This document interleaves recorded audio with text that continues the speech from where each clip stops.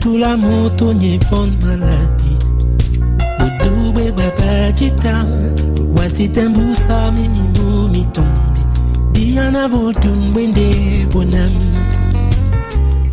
Yalla bongo wenge be ponde mali yam. Lunga lende ni kaun, kowe mi te iri baba de munyenge. Ole ya be sombenge ya biolonge. Bala lo pala dia, ibala lo Arraché précocement à la vie et ce de manière tragique, Chris Ben Kruger est l'une des nombreuses victimes déjà tombées dans les mailles des réseaux sociaux.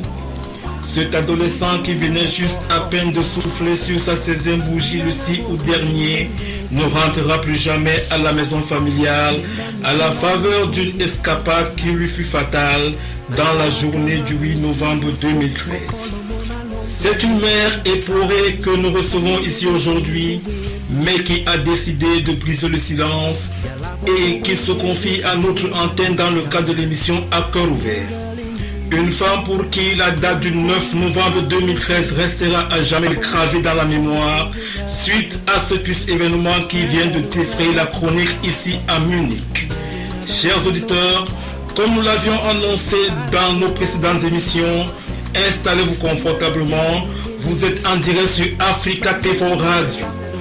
Au menu du jour, nous allons vous servir à cœur ouvert une émission coordonnée et présentée par Black Edibé. Qui était Chris Ben Kruger? Qu'est-ce qui a pu bien lui coûter la vie? Que s'est-il donc passé en cette nuit froide et silencieuse du 8 au 9 novembre 2013 qui s'est achevée sur sa dépouille éparpillée sur une voie ferrée? Autant de questions que nous allons aborder au cours de cette émission. Chers auditeurs, gardez l'écoute. Le film des événements, c'est dans un instant.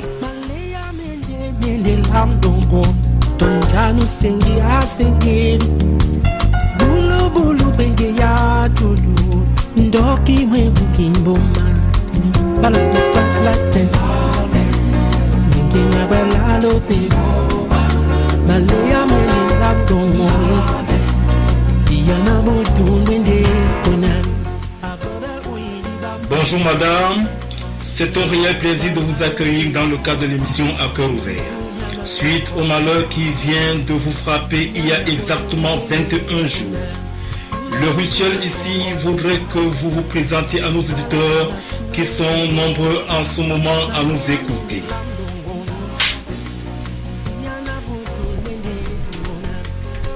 Et je me présente. Je suis Madame Kruger Adjoa. J'ai 2 enfants. Le petit, c'est Chris Kruger Bent qui vient de perdre sa vie à l'âge de 16 ans et tragiquement. Je remercie tout d'abord l'antenne de m'avoir accordé cette interview. Je vous remercie infiniment. Je présente aussi ma petite sœur qui est venue me soutenir. Elle est venue tout juste après l'annonce de cet accident en Allemagne. Alors qu'elle était en voyage à l'Abidjan, aussitôt la nouvelle, elle est venue me porter secours et m'entourer de l'affection familiale. Je vous remercie, ma soeur. En effet, nous introduisons la sœur qui est venue au chevet de sa sœur endeuillée, qui va aussi se présenter à notre équipe et à vous, chers auditeurs. Moi, c'est Joël Adjovi. Je suis la sœur de la maman éplorée. Et je suis aussi la marraine de Chris Bert, qui vient de perdre tragiquement sa vie. J'étais à Abidjan quand j'ai appris la nouvelle. Aussitôt, je suis arrivée pour soutenir ma sœur. Ça a été très dur pour la famille. Et je ne sais pas comment je suis arrivée jusqu'ici. Je ne peux pas décrire le fil des événements depuis Abidjan, Lomé à Munich. Je vous remercie. Merci, mesdames. Merci pour vos présentations. La première préoccupation qui me vient à l'esprit, c'est que vous nous parliez un peu de Chris. Quel genre d'enfant il était, par exemple, vos relations en famille et au quotidien, ses relations avec ses amis, ses camarades, son entourage.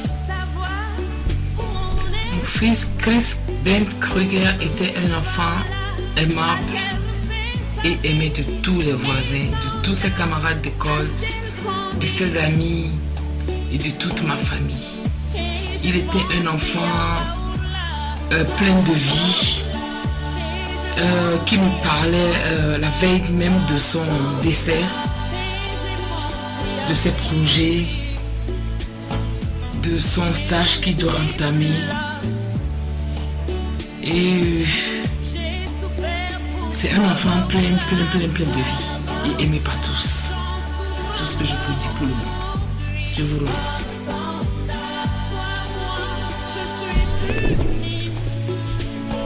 Je voudrais rajouter que Chris était un enfant très sensible à la douleur des autres. Il a l'habitude de dire quand il te voit triste, surtout sa maman, il dit « Maman, je n'aime pas te voir triste ». Il dit la même chose à tous les membres de la famille. Il aime toujours nous voir gais, souriants. Dès qu'on a un visage un peu triste, Chris est triste. Et quand je suis arrivée, les voisins, des personnes âgées qui peuvent être sa grand-mère ou son grand-père, des gens qui ne sont pas de sa génération, qui étaient à l'enterrement et qui m'ont dit vraiment ils viennent de perdre un enfant, un petit-fils cher. Parce que souvent, à l'entrée de leur immeuble, quand ils rencontrent les vieilles personnes chargées de retour des courses, c'est le seul enfant dans l'immeuble qui part à leur secours, qui les aide à faire monter leurs affaires. Il prend l'ascenseur avec eux jusqu'au devant de leur appartement. Et voilà un peu, je ne suis pas surpris parce que c'est Christ que nous avons comme enfant. Voilà un peu la description de mon filleul. Merci beaucoup, madame.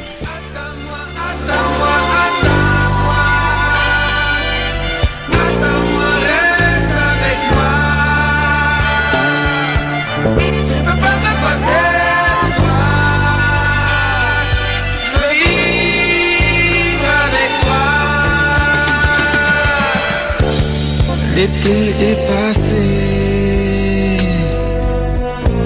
et tu t'en vas. Aujourd'hui, Christ s'en est allé. Avez-vous un quelconque pressentiment, une espèce d'épouvante qui vous aurait assailli peu avant sa mort? Je voudrais faire allusion ici à votre instinct maternel. Je vais vous répondre à cœur ouvert de tout ce que mon fils m'a dit la veille avant sa mort. C'est un enfant qui est très sensible. À chaque fois quand il rentre de l'école, il m'appelle de travail. Maman, je suis là. Maman, j'ai fait mon devoir. Maman, je peux sortir. C'est un enfant sur qui j'ai beaucoup confiance. Je dis oui, tu sors, mais tu rentres vite. Mais il fut un mois, j'ai remarqué que l'habitude de mon enfant a un peu changé. Par exemple, le lundi dans la semaine, avant sa mort, je l'avais appelé vers 18h quand je suis rentrée du travail. Il a pris son téléphone, il m'a répondu: maman, je suis dans un bus, je rentre tout à l'heure. Je lui ai dit: bon, je veux te voir tout à l'heure. Quelques minutes après, mon fils était là. Le lendemain, je l'ai appelé sur le même portable qu'il a. Le portable était fermé. Le mercredi, je lui ai demandé: tiens mon fils, ton portable, quand je t'appelle maintenant, c'est le répondeur qui répond. Je n'ai pas compris. Il m'a dit: maman, tu sais, je ne voulais pas te parler parce que je ne veux pas que tu te fâches contre moi. Quand tu m'as appelé la dernière fois dans le bus, après j'ai remarqué que mon portable était perdu. Alors je lui ai répondu aussitôt: mais quel que soit Alpha, si je t'achète n'importe quel portable, tu vas le perdre. Mais je te le promets, à la fin de ce mois, je vais t'acheter un nouveau portable. Donc le jeudi vers 22h30, il était venu auprès de moi. J'étais déjà couché. Mon fils était allongé à côté de moi. Aussitôt il a dit: maman, tu peux te lever, je voulais te montrer quelque chose. Je dis: oh tiens, tu sais, je suis fatiguée, je dois aller demain au travail, je me réveille à 5h du matin comme d'habitude et tu le sais. Donc je lui ai donné mon portable, je lui ai dit: bon, tu peux me montrer ce que tu veux sur mon portable. Mon fils a pris mon portable, il est rentré sur le Facebook, là où il me montrait une photo d'un monsieur, d'un jeune homme, de teint noir, costaud, bien à point. Alors il me disait: voici mon copain. Je lui ai dit: non, ce monsieur-là, il est plus âgé que toi, mon fils. Il me dit: oui, il vient de ton pays, il est comme mon frère, il est très gentil, il m'achète même à manger. J'ai dit: mais ne me dis pas que tu as faim. Il a dit: non, mais quand tout le monde le voit, il fait l'impression d'être un costaud, il peut me défendre, tout le monde a peur de lui. Alors je lui ai dit: bon, de toute manière, toi tu n'as que 16 ans. Tu n'as pas droit d'aller avec quelqu'un qui est plus âgé que toi. Mon instinct maternel me dit non. Je lui ai dit aussitôt: ça ne me plaît pas. Il me dit: maman, aie confiance. Est-ce que je t'ai amené une fois des problèmes à la maison? Lui-même il a répondu non. Est-ce que je t'ai amené une fois la police à la maison? Lui-même il a répondu non. Je lui ai dit: de toutes les manières, moi je te dis que ça ne me plaît pas. Donc il s'est levé, il est parti dans sa chambre, il s'est couché, on s'est endormi. Le lendemain, le vendredi matin, je me suis réveillée. Comme il avait perdu son portable, j'ai laissé mon téléphone fixe à côté de son lit. Donc je suis rentrée. J'ai dit: bon, réveille-toi, il est 6h30, je m'en vais. Donc à 7h moins le quart, j'étais dans le S-Bahn. J'ai appelé mon fils sur le téléphone de maison. Il a pris. Il a dit: maman, je suis déjà réveillée. Je m'apprête à aller à l'école. J'ai dit: bon, ok, bonne journée. Donc il est rentré de l'école. Il m'a appelé comme d'habitude au travail. Il me dit: maman, je suis déjà rentrée. À quelle heure tu rentres, maman? Je dis: bon, je serai là vers 18h, 18h30 à peu près. Il a dit: bon, je sors un peu comme d'habitude. Alors je dis: bon, ne raccroche pas. La photo que tu m'as montrée hier, je ne veux pas te voir avec ce monsieur. Il a dit: pourquoi? Je dis: non, mon cœur me dit que c'est pas ça pour toi. Alors il a raccroché. Il me dit: à ce soir. Je Je me suis rentrée, j'ai fait à manger. Comme il n'a plus de portable, je ne sais pas comment le joindre. J'ai fait à manger. Je me suis couchée, j'ai regardé la télé, je me suis endormie. Parce que j'étais fatiguée durant toute la semaine. J'étais endormie. Je me suis réveillée le matin. J'ai remarqué que sa clé d'habitude n'était pas dans la porte. Je me suis dit donc, peut-être il a oublié dans sa poche, il est allé se coucher. Je me dirigeais vers la douche. J'ai vu ses chaussures qu'il a l'habitude de porter. Je dis bon, peut-être il s'est endormi. Sa porte était entrouverte. J'ai tiré le poignet. J'ai bien fermé. Je suis rentrée dans la douche puisque la douche est tout juste à côté de sa porte à coucher. J'ai pris ma douche. Je suis sortie parce que j'avais un rendez-vous ce matin. Donc, il me restait une station à descendre à ma destination. Voilà mon téléphone portable qui sort. C'est son grand frère qui m'appelle au téléphone. Il dit, tiens, maman, où es-tu? Je dis, mais je suis sortie parce que j'avais un rendez-vous à 9h. Je suis sortie tôt de la maison. Il dit, ah, tu retournes tout à l'heure, tu reviens. Je dis, mais pourquoi je dois revenir? Il dit, il y a 2 policiers qui m'attendent à la maison. Je dis, 2 policiers? Il dit, oui, 2 policiers qui attendent. Qu'est-ce qui se passe? Il a dit, oh, je pense que Chris a fait quelque chose, hein? Je dis, mais Chris, réveille-le, il est dans sa chambre. Mais moi, je dois prendre 1 heure de temps avant d'arriver à la maison. Il dit, bon, les policiers ont dit, non, il n'y a pas de problème, ils vont m'attendre. Je dis, mon Charles, tu réveilles ton frère, il est dans la chambre. Alors qu'au fond, il n'était pas dans la chambre. Il était déjà mort. Ce qui veut dire que mon fils il est mort le vendredi à 3h30, d'après ce que la police m'a dit. Et moi, je l'ai appris seulement que le samedi à 9h.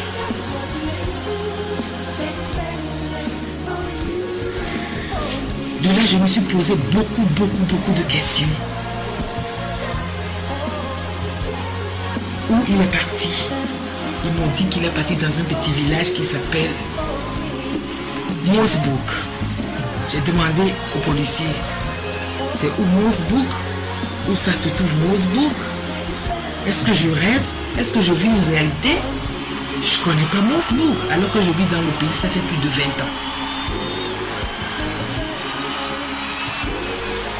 On me dit, bon, il s'est fait écraser. Je dis, c'est facile à dire, mais je veux savoir comment ça s'est passé. Donc, jusqu'à l'heure, je vous parle, mes chers auditeurs, c'est très difficile. Je cherche jusqu'à cette heure où je suis. Et pour pouvoir faire mon deuil, je veux savoir la vérité, toute la vérité.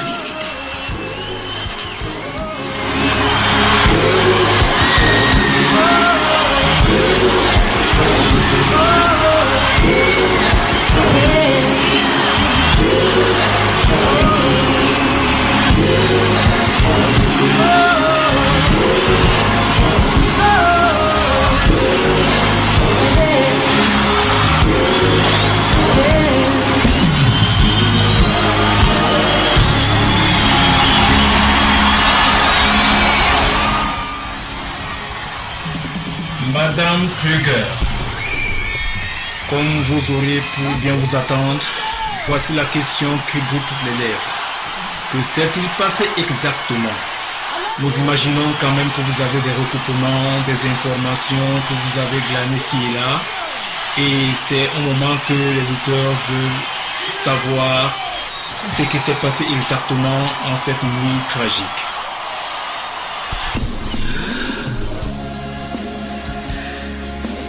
Je vous remercie encore une fois.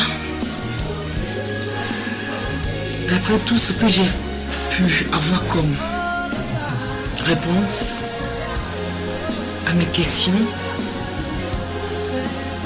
qui sont pour moi toujours des réponses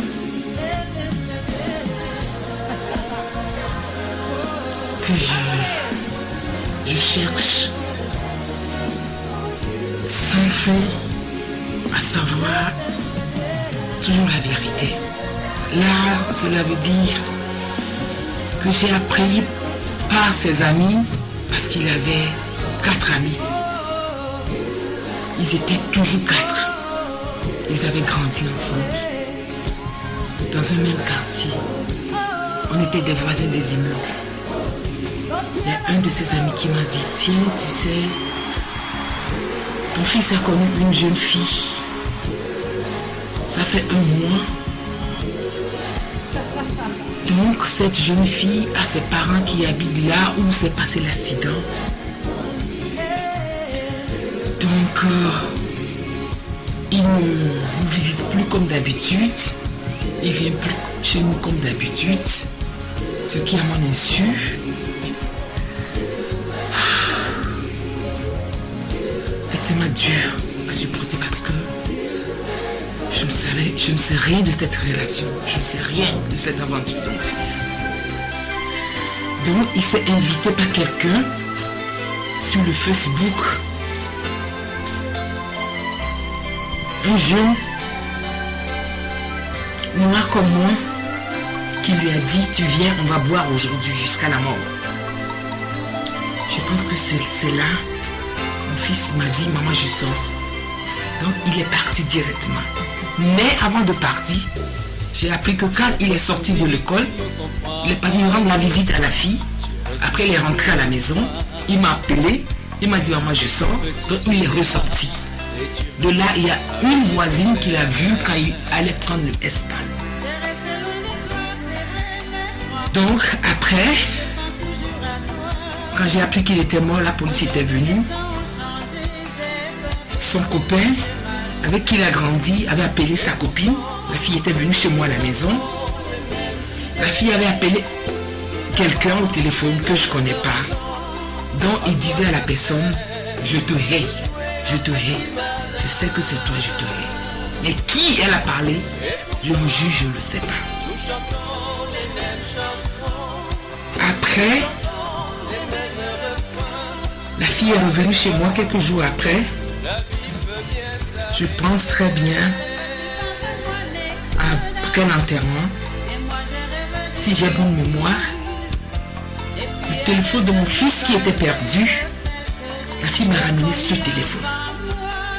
Elle me disait que je suis rentrée dans le bus. J'ai vu 2 enfants qui jouaient avec le téléphone. Alors je me suis rapprochée de ces 2 enfants. J'ai dit, ah, c'est le téléphone de mon copain. Donnez-moi ce téléphone. Et puis les enfants lui ont donné ce téléphone. Mais le puce, les enfants l'ont jeté. Elle m'a dit qu'elle a cherché le puce partout. Elle n'a pas trouvé de puce.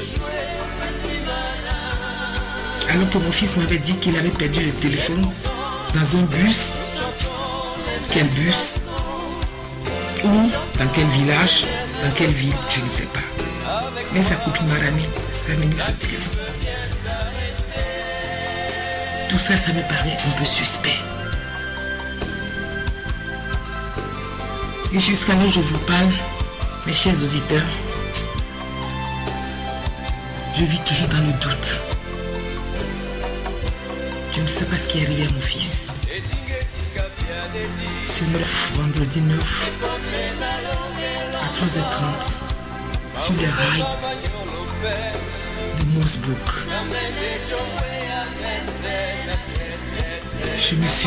Je sais que je suis partie le lundi après l'accident. Mon fils était,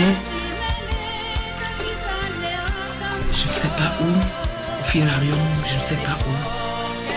J'ai vu 2 policiers en civil qui me disaient, l'accident s'est passé là. Vous ne pouvez même pas aller laisser une gemme de fleurs parce que c'est très dangereux. Je me suis tournée devant le policier, j'ai dit, à 300 mètres du quai, mon fils ne peut jamais aller là-bas, tel que je le connais. Il ne peut jamais aller là-bas. Vous me dites maintenant que je ne peux pas aller jeter, laisser une gemme de fleurs pour mon fils, que c'est dangereux. Comment lui, il est parti là-bas? Le policier me répond, ah, c'est une question bête. Demande à la personne qui éduque ton enfant Cela veut dire que je ne n'éduque pas bien mon enfant. Il est parti et c'est arrivé. Je pense que c'est pas comme cela on console une mère qui a perdu son enfant dans une situation tragique et à l'âge de 16 ans. Ça peut arriver à tout le monde, à toute personne. Personne n'a épargné. Quand un enfant se fait inviter par des amis sur Facebook, je ne peux pas contrer mon fils sur le Facebook. Je suis au travail, je travaille pour subvenir à leurs besoins. Si mon fils m'a caché des choses, je ne suis pas le bon Dieu pour savoir ce qu'il me cache. Et voilà, c'est ce qu'on me répond. Et de là, je vais vous dire que jusqu'à là où je vous parle, je ne sais pas au juste si c'est mon fils qui était dans le cercueil quand je l'ai enterré ou bien c'est une autre personne qui est dans le cercueil. Je vous demande pardon de m'aider. Je vous supplie, je veux savoir la vérité. S'il y a des choses que j'ai oubliées, pardonnez-moi, excusez-moi. Ma soeur vous dira le reste. Je vous en prie.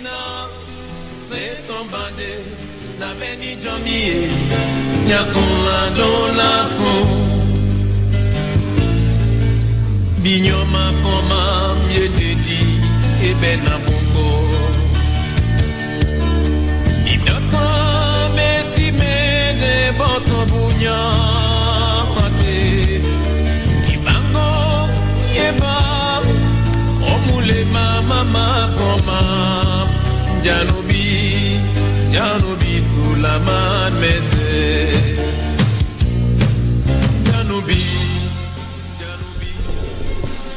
Madame, votre sœur a dit ce qu'elle pense de ce qui a dû se passer.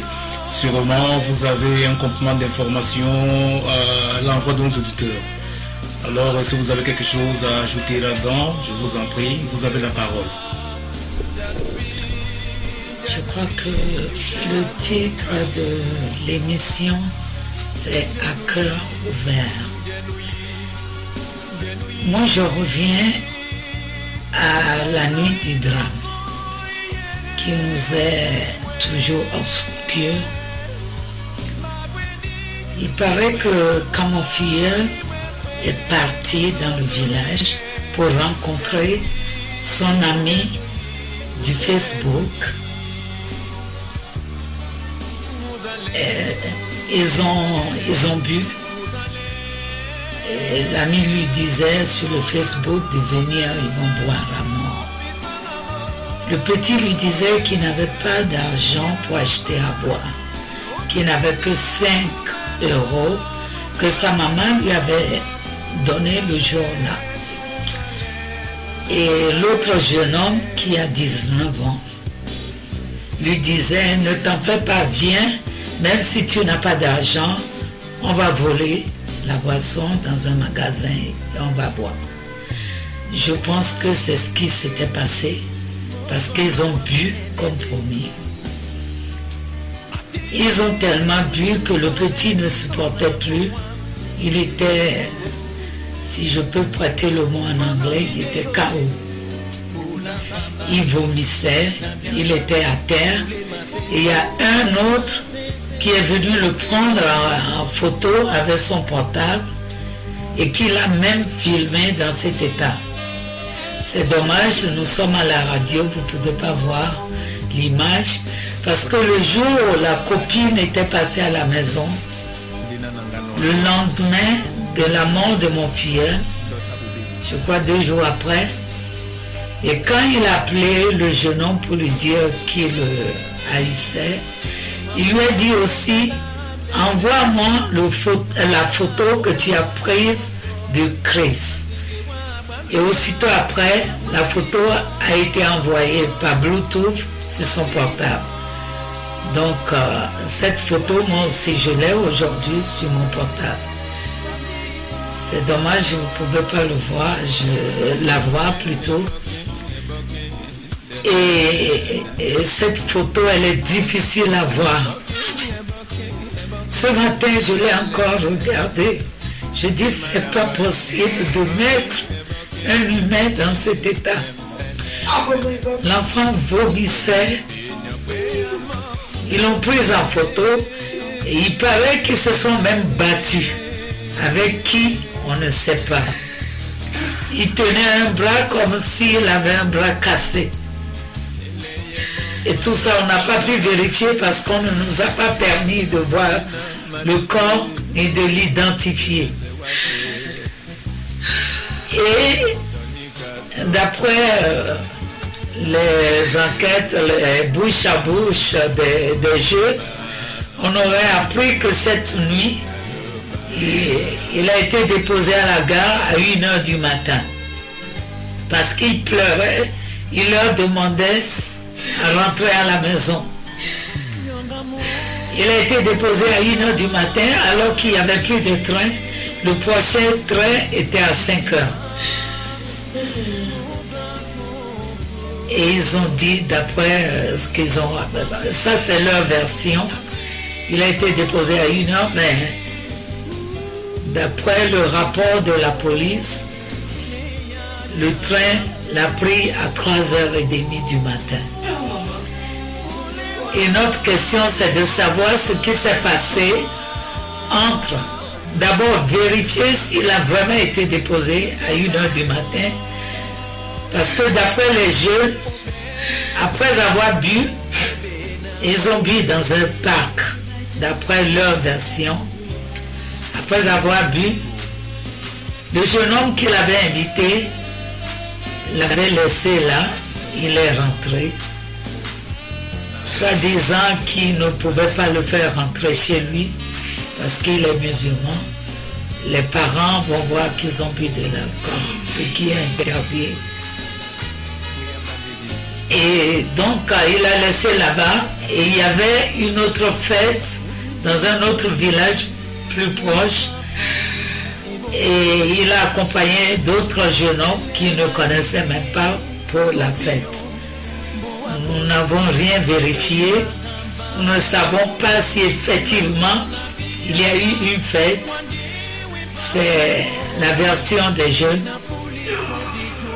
Et donc à 3h du matin, il a été écrasé. Qu'est-ce qui s'est passé entre 1h que les jeunes prétendent l'avoir déposé à la gare et 3h du matin, 3h30 où il a été écrasé par le train? La police nous dit, c'est ce qu'on a dit à la maman, qu'il était debout, il marchait dans les rails. Mais quand vous voyez, mes chers frères et sœurs qui nous écoutez, quand vous voyez la photo, on se demande comment il a pu faire pour marcher. Et quand on marche dans les rails et qu'on se fait écraser par le train, on ne récupère plus rien du tout. Mais le médecin légiste avait dit à ma grande sœur que c'est seulement le bas qui avait été écrasé et que le haut est intact. Si elle pouvait passer voir son fils, mais elle n'a pas eu le courage. Et le jour de l'enterrement, on nous a interdit d'identifier le corps. Moi, je voudrais savoir quand même.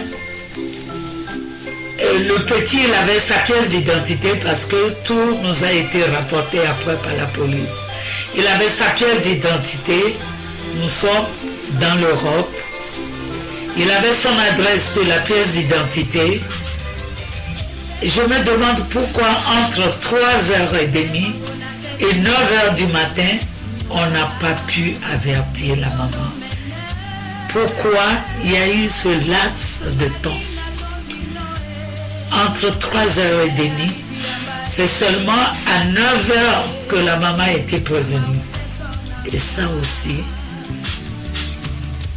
Mais la fille, sa copine était déjà au courant parce que quand la maman a été avertie du drame et que la fille est passée à la maison, elle a dit qu'on lui avait dit déjà que Chris a eu un accident très grave et que c'est pas sûr qu'il survienne à l'accident. Et c'était les jeunes là qui l'avaient informé.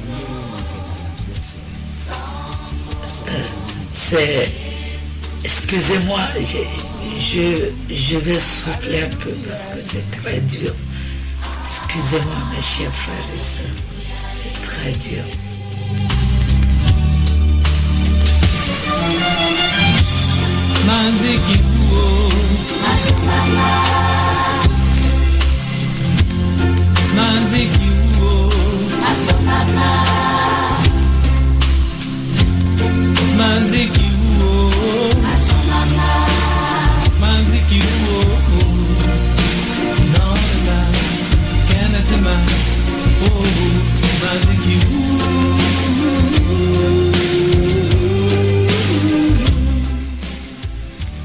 Madame Kruger, vous venez d'écouter votre sœur là maintenant. Apparemment, vous avez encore quelque chose qui vous est revenu à l'esprit. Peut-être voulez-vous ajouter quelque chose. Vous avez la parole. Je vous remercie encore une fois, mes chers auditeurs.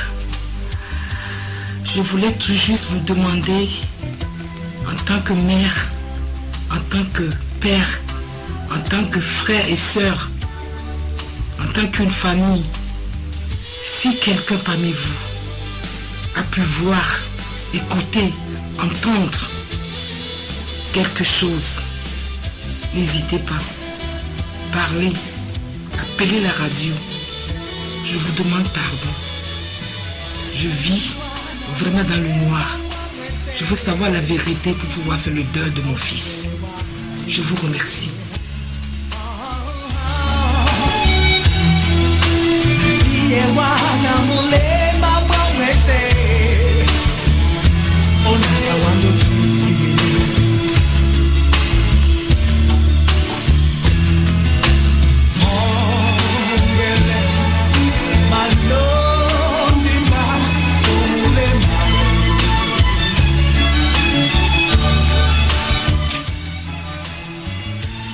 Madame Kruger, en ce moment, plusieurs jeunes sont en écoute.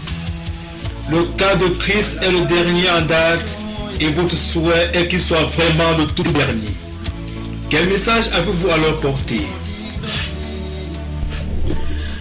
Mes chers auditeurs, surtout les jeunes d'aujourd'hui, je vous demande pardon, écoutez vos parents et cessez surtout d'être invité par des inconnus ou bien n'importe quelle personne sur votre Facebook.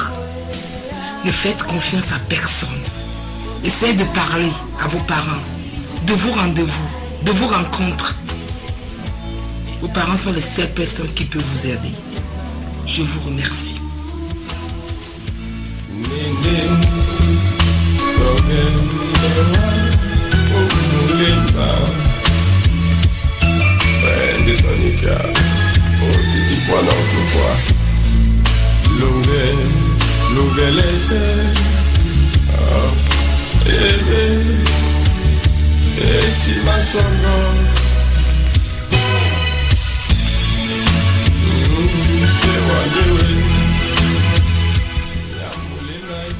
Oui, madame, je vous ai vu tout à l'heure réagir quand il s'agit de dire quelque chose de jeune. Apparemment, cela ne manque pas, c'est normal, vous êtes une mère de famille. Et puis le cas que nous sommes en train de raconter aujourd'hui vous a touché énormément. D'abord, vous touche parce que vous êtes dans la famille directement et en tant que parent aussi. Je crois que vous avez aussi l'occasion de dire quelque chose à l'endroit des jeunes. Comme l'a dit ma soeur, je voudrais réveiller l'attention des jeunes sur le danger du Facebook. Parce que la photo que mon filleul avait montrée à sa maman, c'était un monsieur costaud. Donc la photo était truquée. Le fait d'avoir vu un costaud a impressionné le jeune homme de 16 ans qui était mon filleul. Alors qu'en vrai, ce jeune homme de 19 ans était mince, il n'avait pas ce corps. Donc faites attention, vous les jeunes, surtout aux inconnus que vous rencontrez sur le Facebook. Je voudrais dire aussi un mot à l'attention des parents. Si vous avez des enfants, des jeunes, vérifiez un peu ce qu'ils font sur leur internet de temps en temps. Et aussi, soyez présents dans leur vie. Ouvrez-vous à vos enfants afin qu'il y ait souvent des entretiens entre vous. Faites de vos enfants vos amis. Permettez-leur de vous parler et comme ça, vous serez toujours au courant de ce qu'ils font. C'est le fait d'être ami à son fils, c'est ce lien qui a permis à ma soeur d'avoir certaines informations. Sinon, je pense qu'aujourd'hui, on nous dira tout simplement que c'est un accident. On ne saura même pas qu'il a été invité sur Facebook, qu'il a rencontré des jeunes, qu'ils ont bu. Et si Dieu le veut, on saura aussi ce qui s'est passé entre le temps de la photo qu'ils ont prise et sa mort. Dieu le révélera. Je vous remercie, mes chers frères et sœurs.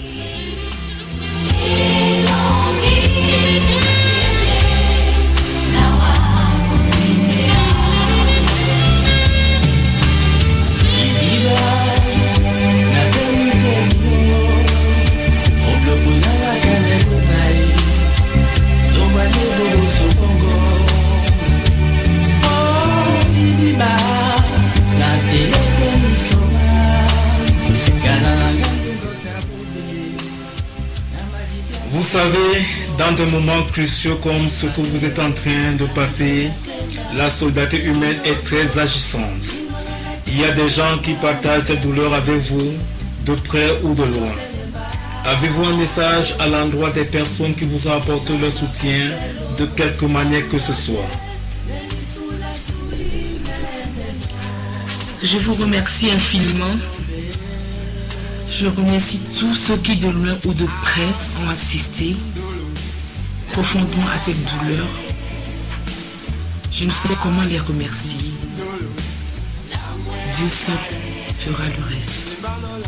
Les mots manquent pour leur dire merci. Je vous dis infiniment merci. Que Dieu vous protège.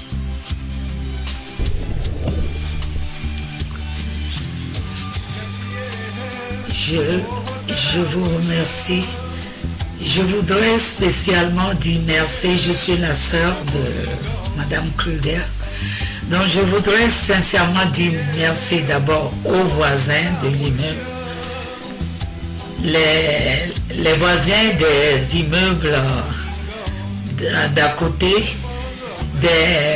des amis qui sont arrivés d'Aschaffenburg, de plusieurs villes d'Allemagne, qui ont connu Chris, qui l'ont reçu. Il a été passer des vacances avec des amis qui étaient là.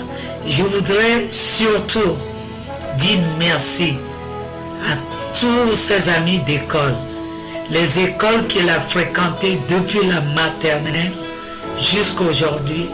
Tous ces jeunes étaient présents. Ils étaient plus d'une centaine et ça nous a vraiment touchés. Je voudrais leur dire un sincère merci et demander au Seigneur d'agir dans leur vie, de les remercier, de les bénir abondamment. Que le Seigneur vous bénisse tous, vous tous qui étiez présents à l'enterrement de Christ, vous qui étiez présents dès l'annonce de sa mort.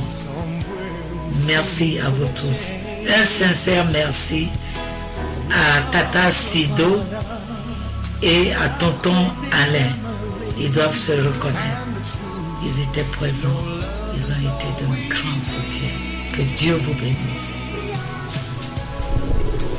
Et je n'oublie pas de dire merci aussi à Kader et à l'antenne qui a eu la peine de m'écouter, moi et ma sœur, et nous accorder leur temps précieux. Je vous remercie infiniment. It's true, we make a better day, just you and me.